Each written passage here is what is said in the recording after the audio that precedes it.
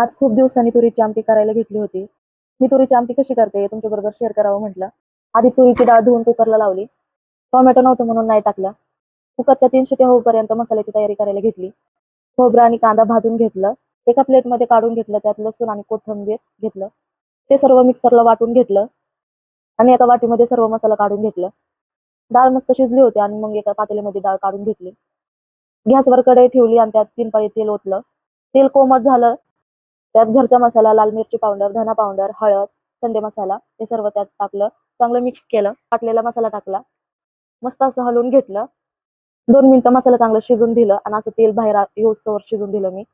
मग त्यात आपली शिजलेली डाळ टाकली आणि मस्त असं हलवून घेतलं. वरतून कोथिंबीर टाकून मस्त अशी एक उकळी काढून घेतली. मग एकीकडे भाताचा कुकर लावला. लहानपणी ना माझी मम्मी मला सांगायची, तुरीची आमटी ना आमच्या शाळेत मिळायची आणि तुरीच्या आमटी सोबत भात एकदम लाजवाब लागायचं म्हणत होती.